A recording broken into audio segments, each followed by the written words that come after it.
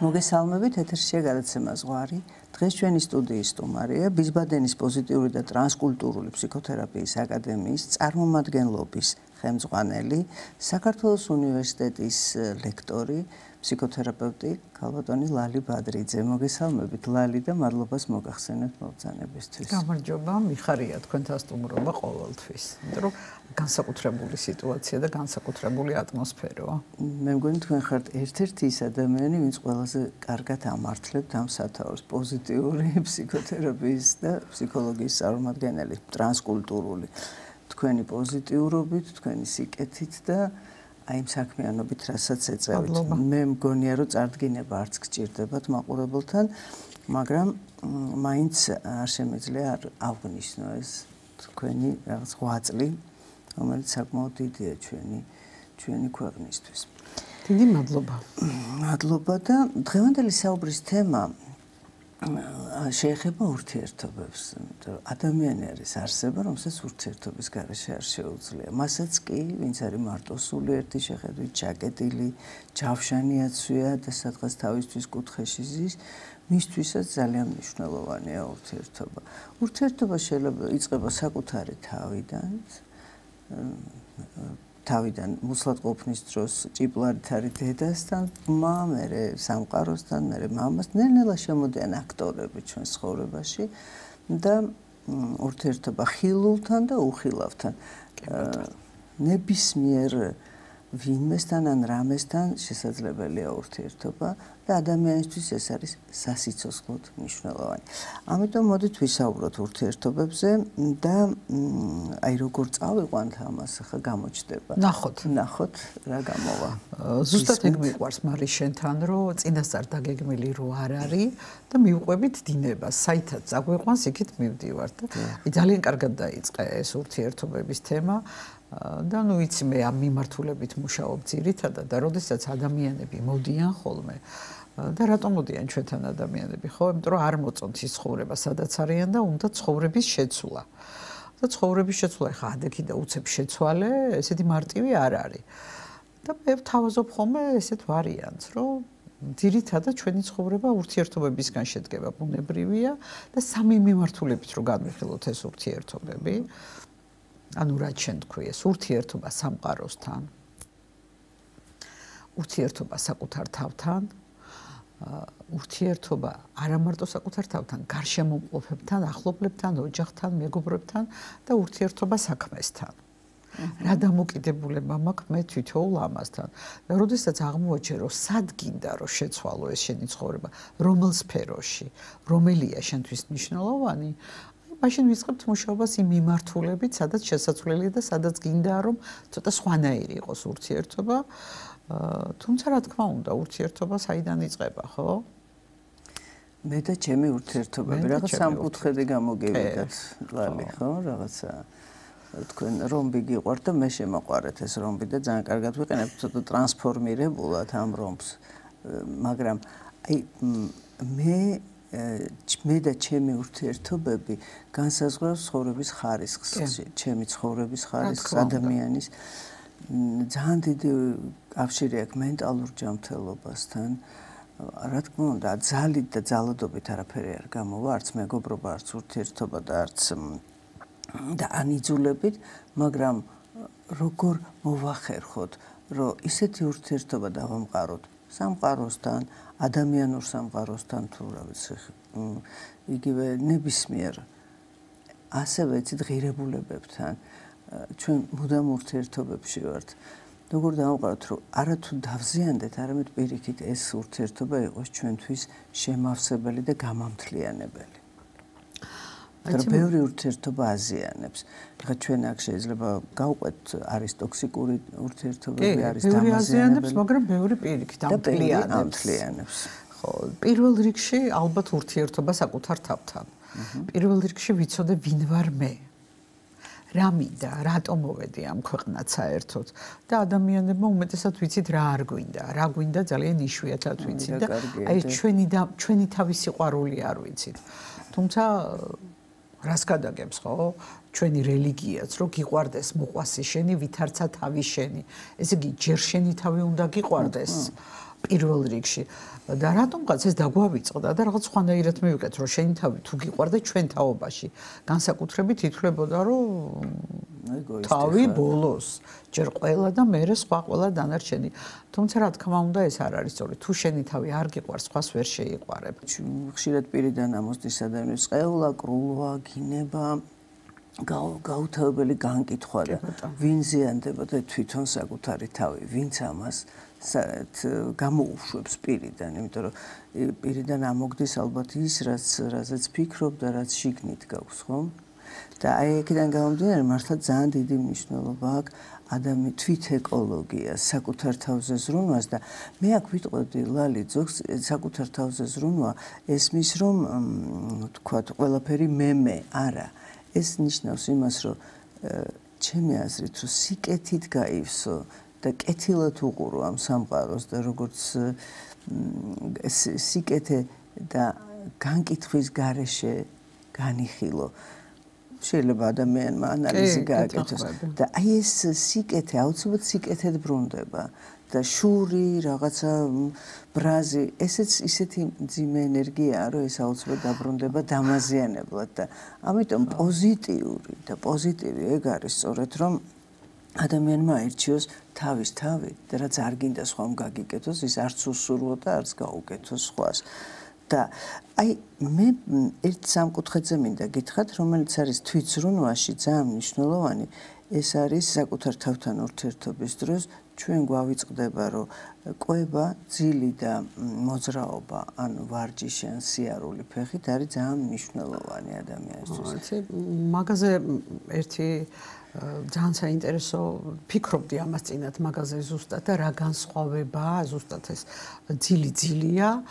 ყვება საქმეა ხო მაგრამ ჩვენ რას ვაკეთებთ ახლა ჭამის დროს ფიქრობთ რომ ვაიმე როგორი დაღლილი ვარ მეძინება ძილის დროს ფიქრობ სამსახურზე იქ საქმეები როგორ ამაკ სამსახურში როცა ვარ ფიქრობ დასვენება მინდა ან მშია ნახე ძილი არ არის ყვება არ არის და საქმე არ არის იმიტომ რომ ერთდროულად ორ ადგილას ვერ იქნები და ჩვენ რას ვაკეთებთ ზუსტად ამას ძილი უნდა იყოს ძილი ყვება უნდა იყოს ყვება და საქმე უნდა იყოს საქმე ანუ რასაც ვაკეთებ იქ ვიყო აი ამას თუ მოვახერხებ უკვე ვახერხებ რომ საკუთარ თავთან დავბრუნდე ერთ-ერთი ყველაზე მნიშვნელოვანი არის ზუსტად ეგ ხო აქ და აქ ყოფნა და აი შეხედულებებთან დაკავშირებით გამახსენდა ერთი ძალიან საინტერესო ბუდისტური იგავია ბუდისტი ბერი რომელსაც ყავს მოსწავლეები ერთ-ერთ გაკვეთილს უსტარებს ამ მოსწავლეებს და შემოუსხდებიან გარშემო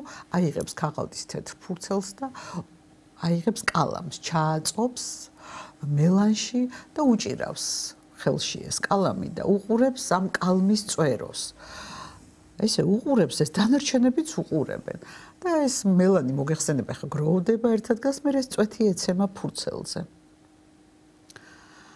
ამ თეთრ ფურცელზე და ეკითხება მოსწავლეებს რომ რას ხედავთო ზოგმა ეს მიამგვანა ეს ლაქა ვებს ზოგმა თქვა ღრუბელს გავსო ზოგმა თქვა რაღაც ყვავილს გავსო უსმინა ადგა ისე რომ ხმარა მოუღია დატოვა და დაღონებული გავიდა მოსწავლეები ვერ მიხვდნენ რაში იყო საქმე და მეორე დღეს როდესაც მივიდნენ მოძღვართან კითხეს რომ კი მარაო რამ დაგაღონაო ჩვენო ვერ გამოვიცანითო რას გავდაო ეს ლაქაო და მან უთხრა მე დამაღონა იმან რომ თქვენ ვერც ერთმა ვერ დაინახეთ ის დიდი თეთრი ფურცელიო და ყველამ შეამჩნიეთ ეს პაწაწინა ლაქაო ეს მეტყველებს იმაზე რომ გონება შეზღუდული გაქვთ ბარიერებს უფრო ხედავთ წინააღმდეგობებს და პრობლემებს ვიდრე იმ დანარჩენ ამ ხელა სივრცესო ხო აი შესაძლებლობებსო აი ზუსტად ეგ არის ხო რომ ადამიანები შესაძლებლობებს უფრო ვერ ხედავთ მაგრამ წინააღმდეგობას ძალიან კარგად ხედავთ როცა იმდენი შესაძლებლობა არსებობს ჩემთვის მამაო ჩვენო არის მთელი ფსიქოლოგია ყველაფერს მოიცავს თავის თავში ერთ-ერთი აი მე როგორც ვცხოვრობ და დიდი ხანი არ არის ესე ვცხოვრობ ძალიან ბევრი ცხოვრების დიდი ნაწილი სხვანაირად ვიცხოვრე და მე მივხვდი რომ აი თუ კარგად გაიაზრებ ამ ლოცვას ყველაფერია იქ მოცემული და ერთი მომენტი იყავნება შენი მე მივიღე ეს იყავ ნება შენი. მე ვფიქრობ, რომ სამი გზა არის ის, რითიც ღმერთი გვეუბნება, რომ მე აქ ვარ. თავარია შენ დაინახო და ეს არის შემთხვევა. ერთი, როდესაც რაღაცა გემართება ისეთი, რომ ახსნა არა აქვს და ფიქრობ, რომ რატო დამემართა. უბრალოდ ელემენტარული რო ავიღოთ, მიდიხარ მანქანით და მანქანის საბურავი დაეშვა. და ამბობ, რატო დამეშვა, რატო არა? იმიტომ დაგეშვა, რომ შემდეგ საჯვარედინზე შენ შეიძლება ისეთი რამ გელოდებოდა. შეიძლება არა, აუცილებლად გელოდებოდა და გადაგარჩინა, გიცავს.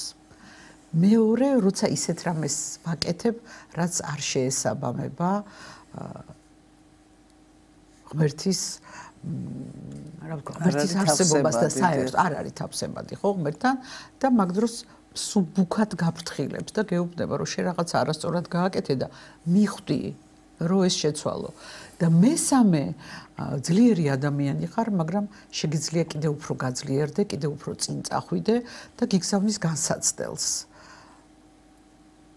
შენ როდესაც ამ განსაცდელს გადალახავ და გაკვეთილს მიიღებ, ბევრად უფრო ძლიერი გამოდიხარ და ბევრად უფრო წინ მიდიხარ, ვიდრე იყავი და თუ შენ აი ამის დანახვა შეგიძლია, მეტირადა დასტურება გინდა. და აი ზუსტად ეს სამყაროსთან ურთიერთობა, მე მგონია, რომ აი ეს არის ძალიან მნიშვნელოვანი, რომ ეს გავიგოთ. მივენდოთ სამყაროს და როცა ენდობი სამყაროს, ისიც გენდობა. და კარგად იცი, როდესაც ერთი და იგივე რამე ხდება შენ ცხოვრებაში, ერთნაირი ტოქსიკური ადამიანი ხდება, ერთხელ, ორჯერ, სამჯერ შენ იწვევ. შენი დამოკიდებულება, ხო? როდესაც შენ ცვლი დამოკიდებულებას აღარ გჭირდება ეს განსაცდელი, აღარ გჭირდება ეს გამოცდა და გადადიხარ შემდეგ საფეხურზე. უფრო წინ მიდიხარ და უფრო ვითარდები. და როდესაც ამას იგებ, ცხოვრებით ტკბობას როდის იწყებ. და ძალიან საინტერესო ისტორია შემხვდა ამას წინათ. როკფელერის ისტორია, რომელიც იყო ჯორჯ დევიდსონ თუ ჯონ დევიდსონ როკფელერი თუ არ ვწდები, რომელიც 21 წლის ასაკში ნავთობის მაგნატი იყო უკვე, 31 წლის ამერიკის ნავთობის ნავთობის მარაგს ფლობდა და იყო უმდიდრესი ადამიანი. და მთელი ცხოვრება რას აკეთებდა? სიმდიდრეს აგროვებდა და მსოფლიოს უმდიდრესი ადამიანი იყო. 53 წლის ასაკში დაუდგინეს სასიკვდილო დიაგნოზი და უთხრეს, რომ მიუხედავად ყველაფრისა, რაც არ უნდა გამოვიყენოთ, 1 წელი გაქვს სიცოცხლის დარჩენილიო. და რა მოხდა? მას დაეწყო თმების ცვენა, ფაფის გარდა ვერაფერს ვერ ჭამდა, ვერც ირგებდა, არც ეძინა, ვერც მუშაობდა, ტკივილები აწუხებდა და უცებ მიხვდა, რომ თურმე ფული არაფერი არ არის და გადაწყვიტა, რომ თავისი ქონება ქველმოქმედებისკენ მიემართა. და დაიწყო ფულის დაბანდება კვლევებში, ფაქტიურად კიბოზე კვლევები და ეს დიდი რეფორმები მაშინ დაიწყო ამასთან დაკავშირებით, როდესაც მან ეს ფული დააბანდა ამ საქმეში. და მართლაც მილიონობით ადამიანი გადაარჩინა, ქველმოქმედებაში ჩაერთო, ამ დაავადებების მკურნალობაში გახსნა უფასო საავადმყოფოები, უფასო მკურნალობები და რა მოხდა? 80 წლამდე თუ 85 წლამდე ძალიან ბედნიერად იცხოვრა. მისი ქონება დღეს რაღაც 450 მილიარდია თუ არ ვწდები და დღესაც ხმარდება აი ამ კეთილ საქმეს. მან თქვა, რომ ცხოვრების 50 წელიო ფულის შეგროვებას მოვანდომეო და მეორე ნახევარი ცხოვრებასო. ანუ ცხოვრება რა არის? რაც დავაგროვე, არ არის ლაპარაკი მარტო ფულზე, ხო? გაცემა, რა თქმა უნდა. გაცემა. მარტო როცა იღებ, ბალანსი ირღვევა სამყაროსთან. ბალანსი მოგეხსენება ჩემი საყვარელი სიტყვა და პოზიტიური ფსიქოთერაპიაში ბალანსი ერთ-ერთი მნიშვნელოვანია და ზუსტად და პოზიტიური ფსიქოთერაპიაში კი არა, ბალანსი ცხოვრებაში საერთოდ არის ყველაზე მნიშვნელოვანი. მარტო როცა ითხოვ და ყველაფერი გინდა, რომ შეგისრულდეს ეს, კონდეს ის, კონდეს ეს, მიიღო ის და შენ არაფერს არ გასცემ, რა თქმა უნდა არ არის მართალი და ერთჩვენიერ დღესაც ეს ყველაფერი იცვლება. ამიტომ მიიღე, გაეცი კიდევაც. გაცემა არის მოდ რა თქმა უნდა, აქაც ბალანსი უნდა იყოს. მარტო თუ გასცემ და არ იღებ და ჩვენ ესე გაგვზარდეს, ხო? საბჭოთა დროს განსაკუთრებით რომ რაღაცის სურვილი და რაღაცა რომ გინდოდა, სწორი არ იყო. მარტო უნდა გაეცა, მარტო უნდა სხვებს მომსახურებოდი, არა, ჩემო ძვირფასებო. გაცემაც და მიღებაც, ზომიერება. სხვათა შორის თქვენ როდესაც საუბრობდით ზოგადად აი ამ თემაზე, იგივე გაცემაზე და იგივე მიღებაზე, ძალიან მნიშვნელოვანია ადამიანმა საზომი იცოდეს ზოგადად. საზომი არის ზომიერება, რომელიც იმდენი თუ გაეცი, რომ მთელი ცხოვრება მაგას დაარდობ ან ამადლებ ადამიანს, ამ შემთხვევაში ის გაცემულს თითქოს ფასიც აღარ აქვს, ხო? ანუ რაღაცა ალბათ იმას ვეჭიდებით, რაც შეგვიძლია და ერთი ელემენტი იყო ესეთი თქვენ ბრძანეთ, რომ აი სულ ტოქსიკურ ურთიერთობაში როცა ადამიანი, ვთქვათ, როდესაც ადამიანს უმეორდება ისტორიები, ერთი და იგივე მსგავსი ისტორიები მეორდება მის ცხოვრებაში, ამას ახლა ვთქვათ სცენარის თეორია ქვია და ველის თეორია ფსიქოლოგიაში, მაგრამ ადამიანი დაფიქრდეს, რომ ამ ურთიერთობაში და ამ ამბავში მთავარი აქტორი თვითონ არის. ის რომ ვიღაცები ხვდებიან მსგავსი ისტორიებით, ამ მსგავსი ტიპები. თითქოს ის იზიდავს ამას და რითი იზიდავს, ეს უნდა გამოიკვლიოს ალბათ და აი როგორ ხდება, ლალი, თქვენ როგორ ახერხებთ თქვენთან მოსული ადამიანების კონფლიქტების მოგვარებას, იმიტომ რომ ურთიერთობა და კონფლიქტი არის თანმდები. კონფლიქტი არ არის სუდის სიტყვა, ეს არის შესაძლებლობა, ხო რაღაცის. გააჩნია კონფლიქტი თუ გადაიზარდა კატასტროფაში, იქ შეიძლება მოხდეს რაიმე ძალიან ნეგატიური, მაგრამ ზოგადად ბალანსის წყობრიდან გამოსვლა ამოწმებს კიდევაც ეს ტესტიც არის, რამდენად შეძლებს ეს სისტემა დაიბრუნოს თავისი, ან გადავიდეს უკეთეს დონეზე. და აი თქვენ მაგალითად თქვენთან წყვილები დადიან, როგორც ვიცი, და ძირითადად რა პრობლემებით მოდიან ეს ადამიანები? აი ზუსტად კონფლიქტი, როგორც შენახსენე, როცა კონფლიქტია, ესე იგი ამ ურთიერთობის გადარჩენის შესაძლებლობა არსებობს. აი როცა კონფლიქტი აღარ არის, როცა სულ ერთი ხდება ყველაფერი და როცა ერთმანეთზე აღარც ბრაზდები, აღარც ღიზიანდები და აღარც ემოცია გაქვს, იქ დამთავრებულია. და როცა მოდიან ადამიანები, რა ძირითადი პრობლემა რა არის? ერთმანეთის არ მოსმენა. როდესაც ერთმანეთს არ ვუსმენთ და ძალიან ხშირად გონია რომ უსმენთ, მაგრამ უსმენთ სხვადასხვანაირად, ხო? დღეში კვლევა ჩატარდა ძალიან საინტერესო და ძალიან 60 წლიანი კვლევა იყო, წყვილებს როცა აკვირდებოდნენ და აღმოაჩინეს, რომ თუ დღეში 15 წუთი, სულ 15 წუთი წყვილს შეუძლია რომ ერთმანეთს მოусმინოს, ოღონდ როგორ მოусმინოს, იცი, გულის ყურით მოусმინოს. ისე მოусმინოს, რომ დაინტერესებული იყოს და არა ისე, რომ როცა უბრალოდ ეთანხმე, კი, ხო, გავიგე, არ უნდა, სიტყვები არაფერს არ ამბობს ძალიან ხშირად და ძალიან მნიშვნელოვანია გვაინტერესებდეს ერთმანეთის საქმეები გვაინტერესებდეს.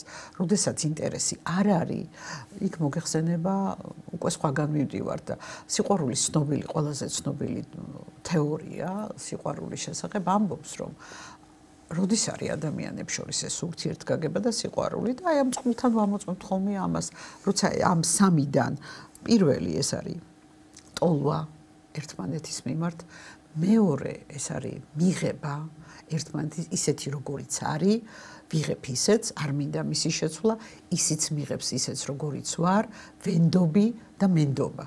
და მესამე, როდესაც გვაქვს საერთო ინტერესები და საერთო მიზანი. და ეს უნდა იყოს ორმხრივი. თუ რომელიმე მხრიდან ერთ-ერთი პუნქტი აქედან დარღვეულია, აი მუშაობთ ზუსტად იმაზე, რომ გავარკვიოთ, რომ რა გვიშლის ხელს. აი გონიათ ხოლმე, რომ ეჭვიანობა უყვარს და ეჭვიანობსო, არა ჩემო კარგებო. უყვარს და ეჭვიანობს არ არსებობს. ერთი ისტორია მახსენდება ამაზე ყოველთვის. კაცს ყავდა მტრედი გამოყვანილი გალიაში. და პატარა ბიჭი მივიდა და ეკითხება, რომ გაუშვიო მტრედიო, რატო არ უშვებო და იმიტომ რომ მიყვარსო და მინდაო რომ ჩემთან იყოსო და მასო უყვარხარო? ბავშვმა კითხა, კიო, მასაც უყვარვარო. მე გაუშვიო და რო გაფრინდესო აღარ დაბრუნდებაო და თუ არ დაბრუნდა, ესე იგი არ უყვარხარო და თუ გიყვარსო, მაშინ თავისუფლება უნდა მისცეო.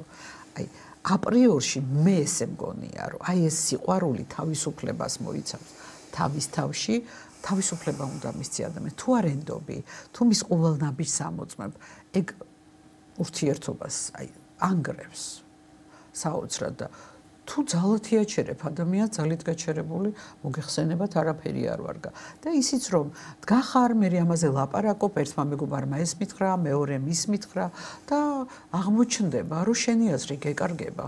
უბრალოდ სხვების აზრს ისმენ და მე ლაპარაკობენ, რომ აი ამან რო თქვა ეს და მაგაზე ერთი ძალიან საინტერესო იაპონური თქმულება ზღაპარია, ესეთი ხარი ნამუშევარი მინდის ბაგაჟში. დაღლილია დაკანწული და ისვენებს.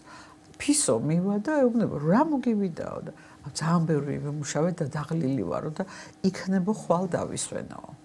ფისო წამოვიდა და შეხვდა ცხენი. ხარიო ისეთი დაღლილიაო რომ ხვალო მუშაობას არ აპირებსო. ცხენს შეხვდა ძაღლი და გაიგეო ხარიო ისეთი დაღლილი ყოფილაო და ეს პატრონი თურმე ისე დღეში აგდებსო რომ საერთოდ აღარ უნდა მუშაობაო. ძაღლს შეხვდა ცხვარი. გაიგეო, ხარიო ისეთი დაღლილი ყოფილა, საერთოდ არც მუშაობას აპირებსო.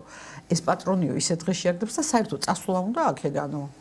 ცხვარი შეხვდა ღორს და უთხრა, რომ აი, თურმე ესე დღეში ყოფილა ხარიო და საერთოდ წასვლას აპირებს აქედან და ცხოველები აპირებსო, რომ ყველა თან გაიყოლოსო. საღამოს მე პატრონე შედის ღორთან, საჭველი უნდა დაუყაროს და ღორი ეუბნება. ცხვარიო, თურმეო, ისე დღეში ჩაგიგდიაო და ისეთი დაღლილი ყოფილა, რომ ბუნტის მოწყობას აპირებსო. მეორე დღეს საწყალ ხარს გამოიჭრეს კისერი. და ძალიან ხშირად ესე ხდება, იცი? აი ზოგჯერ ის შენი სიტყვები მარტივი და არაფერი, აი ივლის და მერე შენთან ბრუნდება. გაფუჭებული ტელეფონი. ეს ადამიანი მერე ფიქრობს, რომ ვაი მე რაც დღეში ყოფილ ვარ. და ამ დროს აი ბუზისგან რო სპილოთ რო გადააქცევენ ხოლმე ბუზს და ამიტომ ორ ადამიანს შორის ურთიერთობა მე მგონია რომ ამ ორ ადამიანს შორის უნდა გაირკვეს და როდესაც ეს ადამიანები ამას ვერ ახერხებენ, რა თქმა უნდა მიდიან სპეციალისტთან და ნახე ჩვენ რას ვეძებთ, იმას კი არა. და იქ დადანაშაულება არ მიდის, რომ შენ რო ეს გააკეთე, მე რო ეს გავაკეთე და აი ამას ვარჩევთ, იქ არ არის ლაპარაკი, რომ შერიგება უნდათ. ვეძებთ რა გვაქვს საერთო. სად უგებთ ერთმანეთს, სად გვაქვს ეს გადაკვეთის წერტილები. ის კარგი ხო გქონდა რა, ის ხო არსად არ გამქრალა, უბრალოდ შეიძლება დავივიწყეთ და გავიხსენოთ ეს კარგიც და მოვძებნოთ ის, რაც საერთო გვაქვს, რაც გვაერთიანებს და რახან მოვედი, ესე იგი ერთად ყოფნის სურვილიც გვაქვს. და თუ მე არ შემიძლია რომ შენ გაგიგო, როდესაც შენ მოდიხარ და მეუბნები, მაგალითად რომ იცი რა, აი ამ ჭიქას ასე რო დგავ, ეს მე საშინლად მაღიზიანებს და თუ მე ორჯერ და სამჯერ გითხარი და შენთვის ეს არაფერს არ წყვეტს, ხო და მაინც ესე დგავ ჭიქას, ესე იგი არ მithვალისწინებ. არ მithვალისწინებ და არ გათვალისწინებ არას ნიშნავს. ნაკლებ სიყვარულს. ვერ მხედავ. ხო, ვერ მხედავ და დავინახოთ ერთმანეთი. მოусმინოთ ერთმანეთს და აი კარგი კომუნიკაცია არის ყველაზე მნიშვნელოვანი. მშობლებს შორის, მშობლებს და შვილს შორის, მეგობრებს შორის და გათვალისწინება და იმის გაგება, რომ მე რა მინდა მართლა. იმიტომ რომ ჩვენ ხო ყველას ჩვენი წარსულიდან გამომდინარე და ჩვენი გამოცდილებიდან გამომდინარე გვესმის ერთი და იგივე რამე, ხო? და ძალიან მიყვარს ეს პეტრემ რა თქვა პავლეზეო, პეტრეზე მეტი გავიგებ, ვიდრე პავლეზეო. და ისიც აი ადამიანს რა დამოკიდებულება აქვს ჩემთან, პატარა სავარჯიშო. არ უბრალოდ შეგვიძლია ადამიანი როცა არ ელოდება, უცებ მიხვიდე, მხარზე ხელი დაადო და შემოაბრუნო. როცა არ გელოდება, თამაში ამ დროს გამორიცხულია. თვალებში ჩახედე და ზუსტად მიხვდები რა დამოკიდებულება აქვს შენს მიმართ. თვალები არ ტყუიან. მეორე წუთში შეიძლება გრიმასა შეიცვალოს, გაიოცოს, მაგრამ თვალები, აი თუ თვალები სითბოთი აევსო, აი უცებ რო დაგინახა, მიხვდები რომ ესე იგი ამ ადამიანს უყვარ ხარ და შენთან უნდა. ლაპარაკის დროს დააკვირდი, როცა საუბრობს ელაპარაკები და თუნდაც ფეხებზე დახედავ და ხედავ რომ ფეხების მიმართულება აქ საწინააღმდეგო არის, ეს გერცული აქ წავიდეს. სხეულისა და იმდეს გვეუბნება ხოლმე. თქვენ სხეულის ენაზე გადახვედით, რასაც ჩვენი არაცნობიერი კითხულობს და თუმცა არსებობს ფილტრები ისეთი აღქმაში, რომ შესაძლებელია ისე დავამახინჯოთ რეალობა. სინამდვილეში და ფაქტის ინტერპრეტაციამ სადღაც სხვაგან წაგვიყვანოს, რომ კომუნიკაცია შევწყვიტოთ და აი ძალიან მნიშვნელოვანი რამე თქვით ლალი, რომ ადამიანებმა თუ არ ისაუბრეს და თუ არ რას გულისხმობ თუ არ კითხა და მანაც არ უპასუხა შენ რას გულისხმობ, შესაძლებელია სიყვარულზე ვისაუბროთ და მე სხვა რამეს გულისხმობდი და თქვენ სხვა რამეს. აბსოლუტურად. და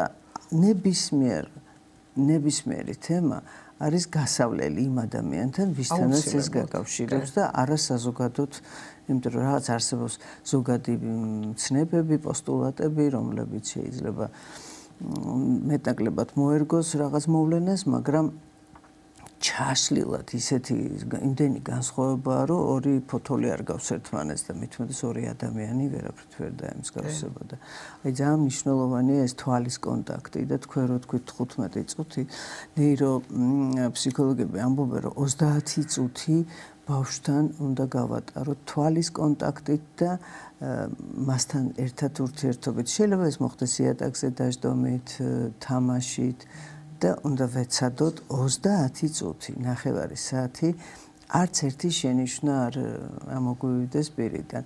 გასწორდი, გაიმართე, ესენუშვები, გაცივდები, ჩაიცვი, გაიხადე, ფეხი გასწორ.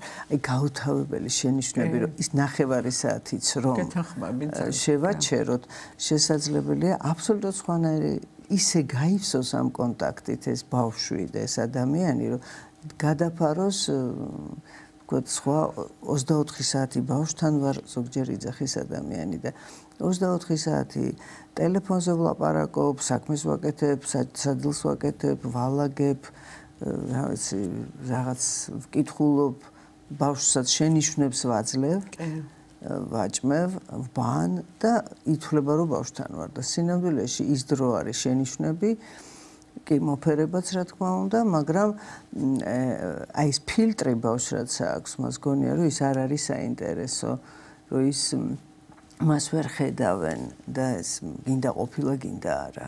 აი ეს განცდა რომ ის განსაკუთრებულია, მას არა აქვს და ეს ხომ მშობლისგან უნდა ქონდეს პირველ რიგში და იქნებ გადავიდეთ მშობლებსა და შვილებს შორის ურთიერთობას. აი ძალიან კარგი რამე თქვი მარია ხო და მე მშობლებს ვაძლევ ხოლმე დავალებას.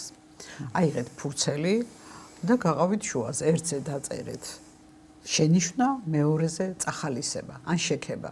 და უბრალოდ იმდენი ხაზი ჩამოუსვით დღის განმავლობაში, რას ეუბნებით ბავშვს. და უმეტეს 99% შემთხვევაში რა აღმოჩნდება, შენიშვნა 25-30 და წახალისება შეიძლება იყოს 1 ან 2. აი ეს ისეთი ნათელი მაგალითია, რომ თვალნათლივ ხედავ როგორ ვექცევით ბავშვს და მე რა გვინდა რომ ლიდერი იყოს, თამამი იყოს და ამ დროს უკრძალავ ყველაფერს, არ დასვარო, არ გააჭუჭყიანო, ესე გააკეთე და რო ვეუბნები ხოლმე მშობლებს ძალიან არაპოპულარულ რამეს ვამბობ, მაგრამ თავისი ოთახი არეული აქვს, ესე დღეში ეჭყობებ და დაანებე თავისი ოთახია.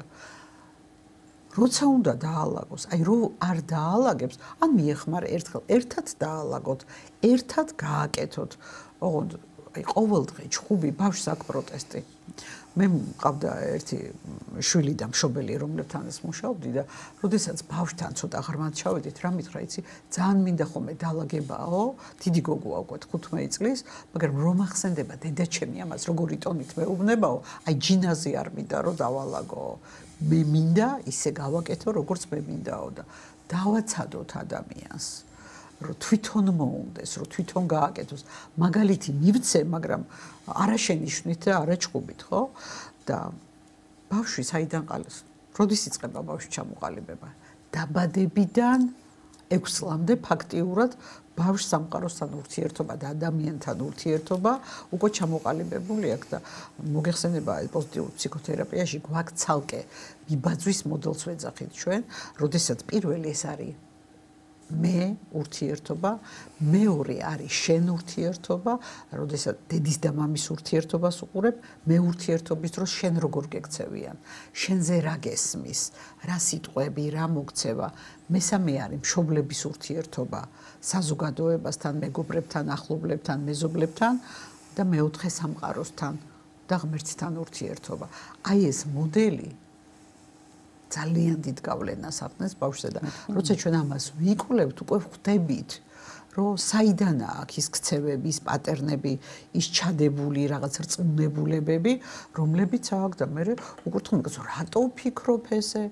იმიტომ რომ ბავშვობაში რომელიღაცა მომენტში ან შენთან ურთიერთობაში იყო, ან მათ ურთიერთობაში იყო, ან სხვებთან ურთიერთობაში დაინახე, ან სამყაროსთან და ძალიან დიდი მნიშვნელობა აქვს. მოგეხსენება მარინა, ჩემზე კარგად იცი, რომ ბავშვთან რჩევები არ მუშაობს. მუშაობს მაგალითი. მე როგორც ვცხოვრობ, მე როგორც ვიქცევი. ბავშვს ეს გადააქვს. სამწუხაროდ, ჩემ დროს ძალიან პოპულარული იყო ეს ბიჰევიორიზმი, ამერიკული მოდელი, ბავშვი გაბრიტირა, ჩაკეტე და როცა დაწყნარდება, მერე გამოუშვდა აღარ იტირებს. კი. ერთხელ არა იყვან ხელში, მეორეთ არ მიხვდება, რომ ტირილს აზრი აქვს, მაგრამ ნდობა ეკარგება სამყაროს მიმართ. წლამდე ბავშვი როცა იტირებს, აიყვანე, ჩაეხუტე, მოეფერე, ხო? და ესეთი ამერიკაში იყო ძალიან ხშირი, თურმე 60-იან წლებში, ახალშობილებში სიკვდილიანობა იყო ძალიან მაღალი. და აღმოაჩინეს, რომ ერთ-ერთ სავანტყოფოში, მთელ ამერიკაში, ერთ-ერთ სავანტყოფოში, ერთ-ერთ განყოფილებაში იყო დაბალი ეს სიკვდილიანობა და ვერაფრით ვერ იგებდნენ მიზეზი რა იყო. ჩაატარეს ბევრი კვლევა, გაიდლაინები ერთნაირი, მკურნალობა ერთნაირი, მიხედვა ერთნაირი და მერე ჩუმად დააყენეს კამერები ამ განყოფილებაში. და რა აღმოჩნდა? ამ განყოფილებაში მუშაობდა მედდა და იქ აკრძალული იყო ბავშვის შეხება და მოფერება კატეგორიულად. ეს იმ ბავშვს, რომელსაც უჭირდა, მიდიოდა ჩუმად, აიყვანდა, ჩაეხუტებოდა და ეფერებოდა. აი აქ იყო გადარჩენის დონე ძალიან მაღალი. და მის მერე მოხსნეს სხვათა შორის ეს და დაუშვეს, რომ ბავშვს თურმე მოფერება უნდა, ბავშვს თურმე ჩახუტება უნდა. ბავშვისთვის სამყარო რა არის? ადამიანი უმწეოა, ხო? თუ დედისგან იმან ის სითბო არ იგრძნო და ის ნდობა არ გაუჩნდა, სამყაროს მიმართაც აღარ აქვს ნდობა და არ მაქვს ნდობა ადამიანების მიმართ, რომ მეუბნებიან, ძალიან ხშირად აღმოჩნდება ხოლმე, რომ აი ზუსტად ესე გაზრდილი ბავშვები არიან, რომლებსაც ეს დედის სითბო და ჩახუტება აკლდათ და მე რომ მკითხო ადამიანებს, რას დაუნიშნავდი, იცი? დღეში ერთი გულწრფელი საუბარი, ერთი 10 წუთიანი აუცება და ერთი 3-5 ჩახუტება. აი ბედნიერებისთვის წამალია. ხო, აღმოჩნდა, რომ ჩახუტების დროს ოპიატური რეცეპტორების გააქტიურება იწყება, ანუ სიამოვნების და სისავსის განცდა შემოდის ადამიანში და დაცულობის, რაც ძალიან მნიშვნელოვანია და რა თქმა უნდა, ეს მიდგომა, რომ იტირებს და გაჩერდება ბავშვთა სახლში, ბავშვები არ ტირიან. იმიტომ რომ მათთვის ტირილს აზრი არ აქვს და მეორე უკიდურესობაში შეიძლება გადავარდეს ადამიანი, რომ ისე გადავადება არასწავლოს ბავშვს უკვე ცოტა 2-3 წლიდან სიამოვნების მიღების ეს რაღაც ნამცხვარი იქნება, ორწყობილა იქნება, კამფეტი იქნება, თუ რა ვიცი, რითიც ვახერხებთ მათ გახარებას, რომ ცოტა 5 წუთიანი, 10 წუთიანი გადავადება, რომ მე შეიძლება ისტერიული დღესვე და ამ წუთას და გუშინ უნდა ქონოდა და დღეს მით უმეტეს. აი რაღაც ეს ამ კონტინიუმზე ყოველთვის არის ხოლმე უკიდურესობები, რომლებიც ერთი მეორეს იწვევს, იმიტომ რომ ამპლიტუდურია, იქიდან შეიძლება იქით გადავარდეს ადამიანი და პირიქით და ამიტომ ადამიანურ ურთიერთობას, ჩახუტებას, მოფერებას, ტკბილ სიტყვას ალტერნატივა არ აქვს და იცით რას ვფიქრობ, ეს ხო ენერგია, ეს ხო სითბო და აკუმულირდება და ის ადამიანი მერე ამ აკუმულირებულ სითბოს ისევ ხო გამოსცემს უკან, ის ხო არ იკარგება და აი როდესაც თქვათ იტირე და გაჩერდები და ესე შეიძლება ძალიან სასტიკი ადამიანი გაიზარდოს, მისთვის შენი ცრემლი არაფერს არ წარმოადგენს, იმიტომ რომ ხო რა გაჩერდები დიდი ამბავი თუ ტირი. რა ვხვდები, რომ არ უყვარხარ არავის. არა გაქვს ეს სიყვარულის ემოცია, შეგრძნება, რომ ვინმე სჭირდები და ვინმეს უყვარ, როცა არ გეფერებიან და არავისთვის საჭირო არ ახარ. მაგრამ რასაც ამბობდი, მაგრამ ეს უკიდურესობები ყველაფერს აფუჭებს. იქი და ზემზრუნველობა ერთ-ერთი პრაქტიკულად იგივე შედეგს იძლევა, რასაც უყურადღებობა, ხო? და ერთი მულტფილმი მაქვს ნანახი, როცა დედა ჩიტი თავის ბარტყს უშვებს იმისთვის რომ ხო ფრენა ისწავლოს. ახალი ნასწავლი აქვს, ფრენა გაფრინდება და ცივა და ეძახის მობრუნდი ერთი წუთიო ჩააცმევს ჟაკეტს. გაფრინდება ეს ბარტყი უკვე ცოტა ნელა მიფრინავს. მობრუნდი ხა ქუდს დაახურავს. გაფრინდება უკვე უფრო ნელა მიფრინავს. მობრუნდიო გაახსენდება და მოკლედ ხელთათმანებს ჩააცმევს ბოლოს და ჩამოვარდება. ხო და აი ფრენას უშლით ჩვენ შვილებს და ამ ფრთებს ვაჭრით ძალიან ხშირად. რა თუ არ შეეშალა, ვერ გაიზრდება. არ წაიქცეს. არ უნდა წაიქცეს, ის ტკივილიც უნდა იცოდეს. ბავშვი როცა თამაშობს და წაიქცევა, უცებ წამოხდება, გაიქცევა და საღამოაჩენს, რომ ფეხი გადატყავებული აქვს. როცა ის ჩართულია და როცა ის მთელი ემოციით არის იქ და ამ დროს შენ გულს იხეთქავ, რომ ვაიმე ეს არ ვაიმე ეზოში, ვაიმე ძაღლი არ მოკიდეს. კატას ვერ დავიცავთ ყველაფრისგან და მივცეთ საშუალება, რომ კონდეს შეხება. განსაკუთრებით მე ვთვლი, რომ აი ბუნებასთან შეხება არის ყველაზე მნიშვნელოვანი. ძალიან თერაპიულია, რა თქმა უნდა. ძალიან მნიშვნელოვანია და ის, რომ თუ სოფელი აქ ხო არაჩვეულებრივია.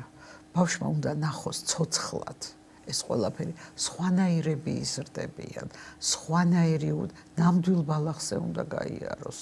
და არა გაზონზე მარტო იმ დღეში უნდა გაიქცეს ის სოკოც უნდა ნახოს როგორ ამოდის და დადგმეს იმ ხეებთან ურთიერთობით ჩახუტებით რა ვიცი მე მგონი ბავშვებისთვის ეს ერთ-ერთი მნიშვნელოვანია მშობლებისთვისაც პიკნიკი მოვაწყოთ თუნდაც თვეში ერთხელ ხო ყოველ კვირა ვერ ვახერხებ დრო არა მაქვს ნახეთ დრო გვაქვს ყველაფრისთვის და ჩვენი შვილებისთვის არა გვაქვს და მე ჩვენ შულთან რო პრობლემები იქმნება და ღმერთმა დაიფაროს და არამედ მე დრო გვაქვს და ამიტომ ჯობია რომ ჯერ ეხლა გამოვნახოთ დრო მამების ურთიერთობა ერთ-ერთი ყველაზე მნიშვნელოვანი და კაცი აი ქალის და მამაკაცის ურთიერთობაზე ძალიან ხშირად მეკითხებიან ხოლმე და მე ჩემი დამოკიდებულება მაქვს რასაც ფსიქოლოგიაც უფრო სწორედ ფსიქოლოგიურადაც გამართლებული რა არის რომ კაცი უნდა იყოს კაცი კაცი უნდა იყოს დაცვა, კაცი უნდა იყოს ზრუნვა, მამაკაცი უნდა იყოს უსაფრთხოება, ქალი უნდა იყოს ამ ოჯახური ხო, აი გაათბოს ეს ყველაფერი და ოჯახური სითბო შეინარჩუნოს. გარეთა საქმეები უფრო კაცმა უნდა მოაგვაროს. აი საიმედოობის განცდა უნდა მამა მოიტანოს და ქალი როდესაც ოჯახს ქმნის, ეს მოლოდინიც აქვს, რომ მამაკაცი უნდა იყოს მამაკაცი. უნდა იყოს შენი დაცულობის გარანტია. არწივებს აქვს ძალიან საინტერესო როგორ ირჩევს არწივი მეწყვილეს. იცი როგორ ირჩევს? აი ძალიან საინტერესოა. დედალი არწივის გულის მოსაგებად რამდენიმე არწივი ხო ცდილობს მამრი რომ მოიგონ გული. და რას აკეთებს? იღებს დიდ ჯოხს დედალი არწივი ძიმეს აფრინდება მაღლა და ჩამოაგდებს. აი რომელი არწივიც ამას დაიჭერს.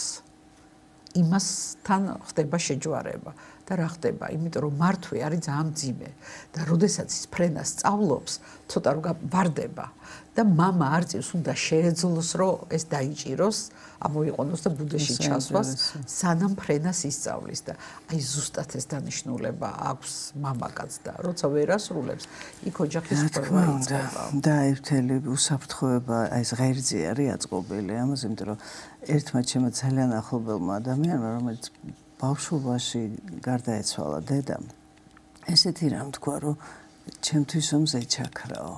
ხო, როგორ თქვა. ისეთი სახში ბნელოდაო, მარტო მამაკაცები დავრჩითო, მამა და ძმები. და აი ის რაღაც სითბოს რონა და მიზიდულობა რაც აქვს ამ ცენტრისკენული ძალა დედას და ქალს, რომელიც აი ყველაფერს თავისკენ იზიდავს, აი და ამის მერე ეს მეტაფორა მე ძალიან ხშირად მიხმარია, რომ მართლაც ქალი მზესავით არის და მამაკაცი ის გარე ორბიტა, რომელიც მას იცავს, შიგნით მყოფ გარშემო უნდა ურბინოს, დიახ. ზუსტად. და ძალიან ის არის აი მზის სისტემას გავს თითქოს ოჯახი ამ ხრივ და ამ გაგებით. და აქედან გამომდინარე თქვენ სწორად ბრძანეთ, რომ არსებობს ქალსა და კაცს შორის ბალანსი ისეთი ოჯახში, რომელიც სულ არ ნიშნავს რომელიმეს ან ჩაგვრას ან რაღაცა უფლებებზე ცოტათი იცით სასაცილო ის მიიღო ამან რაღაც მაგალითად როდესაც არის ლაპარაკი ბავშვი როდესაც არის მუცელში ნაყოფს რო ეძახიან და ის არის ადამიანის სრულყოფილი ხა ვიღაცა რო ნაყოფს ეძახის ამით იმისი ღირებულება არ კნინდება ხო და თვითონ ბავშვი მთელ ენერგეტიკას იღებს დედისგან ანუ მიტოქონდრიები დედისგან და მამისგან არის პლაცენტა ნახეთ ღმერთმა როგორ ჩადო რა სიბრძნე არის ჩადებული ჯერ კიდევ მუცლად ყოფნის დროს მამა აკეთებს ფილტრს დაცვას ყველაფერი უცხო და არასასურველი უნდა თავის თავზე აიღოს და იცავს და დედა აძლევს მას ენერგიას და ენერგეტიკულ მთელ ამ ბალანსს და გარდა ამისა აბსოლუტურად სხვა ჰარმონიული და სიმფონიური ურთიერთობა დედა-შვილს შორის იგივე როდესაც ის არის მუცელში მაგრამ მამის როლი იქაც კი განისაზღვრება უსაფრთხოებით და დაცვით და ამიტომ არის ხშირად იცი ძალიან ბევრი დანგრეული ოჯახია და ვერც დედა ვერ იღებს მამის ფუნქციას თავის თავზე და მამას კიდე მით უმეტეს დედობა არანაირად არ შეუძლია. კი, ძალიან მნიშვნელოვანია და მაგასთან დაკავშირებით ზღაპარს მოგიყვები. აბა, მიყვარს თქვენი ზღაპარი. ზღაპარი ძალიან მიყვარს, ძალიან დიდი სიბრძნეა ამ ზღაპარში. ზარი კოლექტიური რაც. ხო, მთა.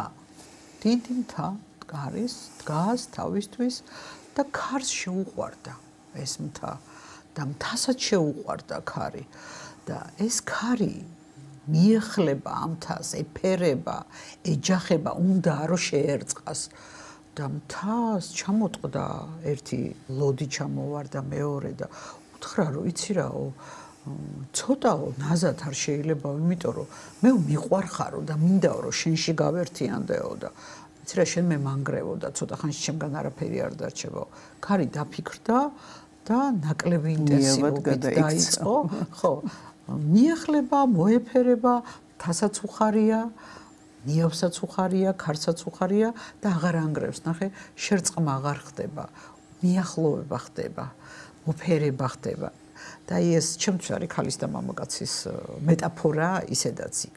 თქმულებაში, იმიტომ რომ აი ზომაზე მეტი და რომ უნდა თქომი რომ ადამიანი ქალი გათხოვდა და მორჩა, მოიქცა იმის ქვეშ გვერდზე არ გაიხედოს, ცალკე არ გავიდეს უნდა ვიცოდე ვის წერს, რას აკეთებს, ვისთან მიდის, ერთად ვიაროთ, ერთად ვაკეთოთ, ყველაფერი ერთად. ნუ ზოგჯერ ხალხს აქვს იგივე მოთხოვნილება, კაცას და ქალს. იგივე, რა მნიშვნელობა აქვს და აი ზუსტად ეს რომ ქარი რომ მიეხლება, მოელამუნება, მოეფერება, მერე ტოვებს ამ მთას და მიდის სხვაგან გაინავარდეს. ეს მთაც არის ბედნიერი, იმიტომ რომ იცის რომ ეს ყოველთვის დაბრუნდება და ყოველთვის არის. აი ეს მეტაფორა მე მგონი ძალიან ბევრს ამბობს იმაზე როგორი ურთიერთობა უნდა გქონდეს. შევეხოთ, ვიურთიერთოთ, გქონდეს ურთიერთობა, ოღონდ ჩვენ დავანგრევთ, ჩვენ ჩვენი სივრცე დავიტოვოთ, თუმცა მეორე უკიდურესობაა, ხო? ზოგიერთ ადამიანს ზუსტად ეშინია, რომ ეს საკუთარი სივრცე არ დაკარგოს და ნაბიჯს ვერ დგავს, რომ საზღვრები უნდა იყოს ზომიერი, რაღაცა დოზით. ძალიან დიდი საზღვარი და იმის იქით არ შეიძლება დარჩები მთელი ცხოვრება მე მარტო და ესეც არის უკიდურესობა ისევ იქამდე მივდივართ ხო ბალანსი რაღაცა დონეზე მიახლოება ურთიერთობა შემდეგ ისევ შენი საქმე მე ჩემი საქმე მოვედით გავუზიაროთ ერთმანეთს დავინტერესდეთ ერთმანეთით და დავეხმაროთ ერთმანეთს ნახე აი გვერდში დგომა კაც რა უნდა ხალისგან ყველაზე მნიშვნელოვანი რა არის მხარდაჭერა გვერდში დგომა უნდა ინტერესი უნდა პირველ რიგში და ძალიან ხშირად ეს არ არის იცით რა სითბოც უნდა და ვალიდაციაც ორივეს უნდა ეგ იცით რა არაფერი თავისთავად არ არის თავისთავადი არ არის ის რომ ადამიანი რაღაცას აკეთებს და იგულისხმება ზოგისთვის რომ აბა უნდა ქნას აი მადლიერება რაც არის უნიშნელოვანესი ადამიანის სისავსისთვის, იმიტომ რომ უმადური ადამიანი ყოველთვის ცარიელია, მას ვერ ავსებ, როგორც გახრეტილ მას მილს და ჭას ვერ გავსებ, ისე ვერ ავსებ. დაფასება, პატივისცემა, ახტოვანება, პატივისცემა, აი ეს 4 ძირითადი შემადგენელი ნაწილი, რაზეც დგას ურთიერთობები, რაც არის ძალიან მნიშვნელოვანი. და თუ ამისი უნარი გვაქვს, ერთმანეთი დავინახოთ, ერთმანეთის მადლიერებ, ერთმანეთი დააღვფრთოვანდეთ, აი რაღაცა ყოველთვის არის, ხო? და აი ამბობ, აი იმათთან ესე ხდება, ამათან ბაღი როა იყო, ვიღაცას ჩრდილი უნდა, ვიღაცას მზე უნდა, რომელიღაცა მცენარეს, ვიღაცას მეტი მორწყვა უნდა, ვიღაცას მორწყვა საერთოდ არ უნდა. გავიცნოთ ერთმანეთი, ჯერ საკუთარი თავი და მე ერთმანეთი, მე რა მინდა, რომ ვიცი, გავაგებიდებ ამ ჩემ პარტნიორსაც, ხო, რა მინდა. და უნდა უთხრა, ადამიანი ვერ ხვდება ზოგჯერ მისთვის სულ სხვა რამეა, ხო? ვიღაცას ბევრი მზე უნდა და რუჯი უყვარს, ვიღაცას საერთოდ არ უყვარს ეს რუჯი და ჩრდილში ყოფნა უნდა. ერთი და იგივე რამეს, აი სხვადასხვა კუთხიდან შეხვედრა და ემპათიის უნარი, რომ გავითვალისწინო სხვა ადამიანი და შემეძლოს გავიგო მას რა უნდა, მაგრამ ამისთვის რა არის საჭირო საუბარი, ხო? აუცილებლად საუბარი. ზოგჯერ მე რაღაცას ვერ ხვდები და უთხრათ ერთმანეთს. და აი წახალისების ნაწილში აუცილებლად ერთი რამ გამახსენდა და უნდა თქვა, დედების ბევრი ტიპი არსებობს, მაგრამ აი ამ წახალისების ნაწილში ორად იყოფიან. ერთი არის და არ ვიტყვი ხა რომელ ეროვნებაზეა ეს ნათქვამი, ბავშვი მოდის და ვთქვათ რაღაცა 5 დავალებიდან 1 გააკეთა და 4 ვერ. დედა ეუბნება რომ ყოჩახეს რომ გააკეთე, იმ ერთზე აკეთებს აქცენტირებას, რომ რომელიც გააკეთა, ჯერ და ან მას უჭერს მხარს, ანუ მხარდაჭერას. და არის მეორე კატეგორია, რომელიც პირიქით 4 გააკეთა და 1 ვერ გააკეთა და იმ ერთის გამო შეიძლება ტყავი გააძროს. ბავშვს და ის 4 არაფრად ჩაუთვალოს. თვითონ ადამიანებიც მეორე მხრიდან ჩვენი აუდიტორია თქვენი მეტაფორების არ იყო ძალიან განსხვავებულია, ზოგს მართლაც მორწყვა უნდა და ზოგს არა. და ამიტომ არის შვილები სხვადასხვანაირები იზრდებიან ერთ და იგივე დედასთან და მამასთან. ჩვენც განსხვავებულად ვექცევით, უნდა ვაღიაროთ და ისინიც აბსოლუტურად სხვადასხვები არიან და განსხვავებულად იღებენ ამ ჩვენ მეთოდებს და შესაბამისად უკავშირით ზოგჯერ მშობლისთვის შეიძლება გასაოცარი იყოს. ამიტომ დავინახოთ საღი ნაწილები და სიკეთე და იმ სიკეთესთან მივიდეთ, მივიახლოთ და ადამიანს აქვს თვით აღდგენის არაჩვეულებრივი საშუალება. ეს შეამჩნიეს ჰუმანისტებმა ძალიან კარგად, რომ უპირობო მიღება ადამიანისთვის არის მაკურნებელი. ანუ, როდესაც პირობას კი არ გიყენებ, მე ისეთი შენს გადაკეთებას არ ვაპირებ მე, მაგრამ აუცილებლად გადაკეთდება ადამიანი და ეცდება, რომ იმ ბინ ოთახის დაალაგების არ იყოს, რომ დაალაგოს და გააკეთოს ის, რაც შენ თუ შენ უყვარ ხარ, რაც შენ გსიამოვნებს.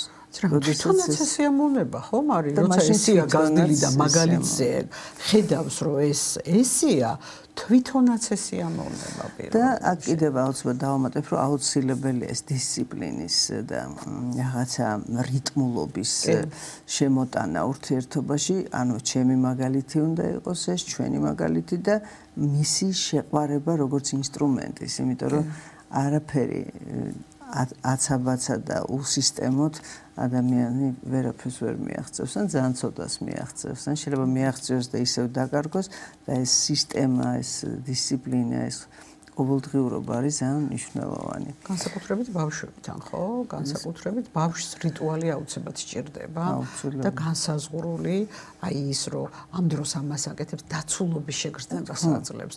პატარა რო იყო ვაჩე, მოსას ზღაპარს რო უყვებოდით ხოლმე და ოდნავ რამეს რო შეცვლიდი, აპროტესტებდა, არა, ესე კი არა ესეა. ანუ პირველი ვარიანტი რაც იყო, ისე ვის უნდა მოგეყოლა. იმიტომ რომ ზღაპარში ცვლილებაც კი უკვე უნგრევს იმ დაცულობის შეგრძნებას და ეს არის აუცილებელი მოთხოვნა და ძალიან საინტერესო ამბავი გამახსენდა. წიგნის სათაური აღარ მახსოვს და მახსოვს ჩემს ძალიან დიდი შთაბეჭდილება მოახდინა, სადღაც 60-იან წლებში იყო ამერიკელი ქირურგი, პლასტიკური ქირურგი, რომელსაც ძალიან საინტერესო აღმოჩენა გააკეთა და ის ამბობდა, რომ ჩვენ თაობაში ოსო საუკუნის აღმოჩენაო, ადამიანებს, რომლებსაც უკეთებდა ოპერაციას და ცვლიდა გარეგნულად ორნაირი რეაქცია ჰქონდათ.